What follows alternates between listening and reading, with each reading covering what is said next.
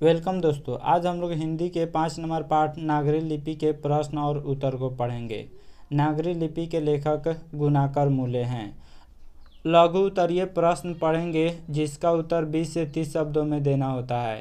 प्रत्येक प्रश्न 2 अंक का होता है। 2 अंक स्तरीय प्रश्न पढ़ेंगे। पहला प्रश्न है, लेखक ने किन भारतीय लिपियों से देवनागरी का संबंध बताया है। यह प्रश्न पाठ्य पुस्तक का है। इसका आंसर होगा, लेखक ने गुजराती, बांग्ला और ब्राह्मी लिपियों से देवनागरी का संबंध बताया है। लेखक ने देवनागरी का संबंध गुजराती, बांग्ला और ब्राह्मी लिपियों से बताया है। अगला प्रश्न है, देवनागरी लिपि में कौन कौन सी भाषाएं लिखी जाती है। यह पाठ्य पुस्तक का प्रश्न है, टेक्स्ट बुक का प्रश्न है और 2011 के कंपार्टमेंटल तथा 2016 के एनुअल एग्जाम में पूछा गया है। इसका आंसर होगा, देवनागरी लिपि में मुख्यतः गुजराती, नेपाली, मराठी, संस्कृत, प्राकृत और हिंदी भाषाएं लिखी जाती है। देवनागरी लिपि में गुजराती, नेपाली, मराठी, संस्कृत, प्राकृत और हिंदी भाषाएं लिखी जाती है।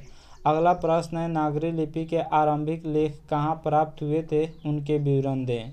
विद्वानों के अनुसार नागरी लिपि के आरंभिक लेख विंध्य पर्वत के नीचे के दक्कन प्रदेश से प्राप्त हुए हैं।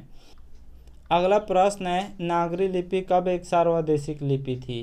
यह टेक्स्ट बुक का है, यानी किताब का प्रश्न है। 2012 और 2013 में पूछ चुका हुआ है। ईसा की 8वीं से 11वीं सदियों में नागरी लिपि पूरे देश में व्याप्त थी, यानी पूरे देश में फैली हुई थी। अतः उस समय यह एक सार्वदेशिक लिपि थी। अगला प्रश्न है, उत्तर भारत में किन शासकों के प्राचीन नागरी लेख प्राप्त होते हैं। पाठ्य पुस्तक का प्रश्न है। इसका आंसर होगा, विद्वानों का विचार है कि उत्तर भारत में मिहिर भोज, महेंद्रपाल आदि गुर्जर प्रतिहार राजाओं के अभिलेख में पहले नागरी लिपि के लेख प्राप्त होते हैं। अगला प्रश्न है, देवनागरी लिपि के अक्षरों में स्थिरता कैसे आई, यानी कैसे अस्थायी तौर पर उसमें अक्षर न बढ़ाया गया न घटाया गया, उसमें स्थिरता कैसे आई। तो इसका आंसर होगा, करीब 2 सदी पहले, यानी 1 सदी 100 वर्ष का होता है। तो करीब 200 वर्ष पहले पहली बार देवनागरी लिपि के टाइप बने, इनमें पुस्तकें छपने लगी। इस प्रकार ही देवनागरी लिपि के अक्षरों में स्थिरता आई। जब देवनागरी लिपि में पुस्तकें छपने लगे, इसके टाइप बन गए, तो इस लिपि में स्थिरता आ गई। अगला प्रश्न है, गुर्जर प्रतिहार कौन थे। तो इसका आंसर होगा, विद्वानों का विचार है कि गुर्जर प्रतिहार बाहर से भारत आए थे। ईसा की 8वीं सदी के पूर्वार्ध में अवंती प्रदेश में इन्होंने अपना शासन स्थापित किया और बाद में कन्नौज पर भी अधिकार कर लिया था। मिहिर भोज, महेंद्रपाल आदि प्रख्यात प्रतिहार शासक हुए। मिहिर भोज, महेंद्रपाल यह सब बहुत बड़े विख्यात प्रतिहार शासक हुए। प्रतिहार शासक यह भारत के नहीं थे, बल्कि भारत से अलग कहीं दूसरे जगह से आए हुए थे। अगला प्रश्न है, ब्राह्मी और सिद्धम लिपि की तुलना में नागरी लिपि की मुख्य पहचान क्या है। टेक्स्ट बुक का प्रश्न है। तो इसका आंसर होगा, गुप्त काल की ब्राह्मी लिपि तथा उसके बाद की सिद्धम लिपि के अक्षरों के सिरों पर छोटी आड़ी लकीरें या छोटे ठोस तिकोन हैं। लेकिन नागरी लिपि की मुख्य पहचान यह है कि इसके अक्षरों के सिरों पर पूरी लकीरें बन जाती है और ये सिरों रेखाएं उतनी ही लंबी रहती है जितनी कि अक्षरों की चौड़ाई होती है। देखिए, नागरी लिपि की पहचान यह है कि अक्षर जितना बड़ा होगा उसके ऊपर उतना ही बड़ा लाइन होगी। जैसे तुलना लिखा हुआ है, तो देखिए अक्षर जितनी बड़ी है उतनी बड़ी लाइन होगी। प्रत्येक शब्द में देखिएगा तो जितनी बड़ी अक्षर है उतनी बड़ी लाइन होगी। स्क्रीन पर जो कुछ भी हम पढ़ रहे हैं यह सब नागरी लिपि में लिखा गया है। नागरी लिपि को ही देवनागरी लिपि कहा जाता है।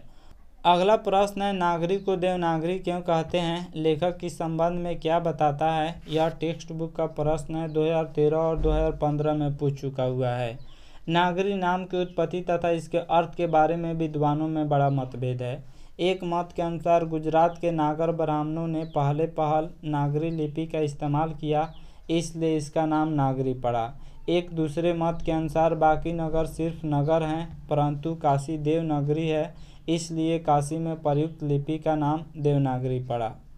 देखिए, नागरी नाम जो है इसकी उत्पत्ति कैसे हुई। तो ऐसा माना जाता है कि गुजरात के नागर ब्राह्मणों ने सबसे पहले एक लिपि का इस्तेमाल किया और उन्हीं के नाम पर इस लिपि का नाम नागरी लिपि रख दिया गया।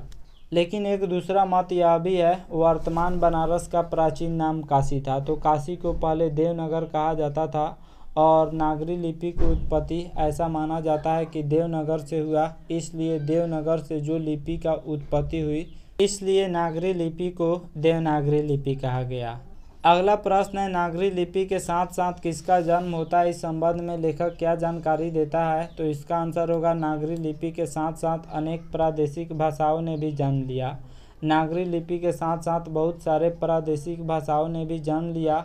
8वीं 9वीं सदी में आरंभिक हिंदी का साहित्य मिलने लग जाता है। इसी काल में आर्य भाषा परिवार की आधुनिक भाषाएं मराठी, बांग्ला आदि जन्म ले रही थी। अर्थात नागरी लिपि के साथ साथ मराठी और बांग्ला भाषा भी जन्म ले रही थी। अगला प्रश्न है, नंदी नागरी किसे कहते हैं? किस प्रसंग में लेखक ने उसका उल्लेख किया हुआ है? तो इसका आंसर होगा, दक्षिण भारत की यह नागरी लिपि नंदी नागरी कहलाती थी।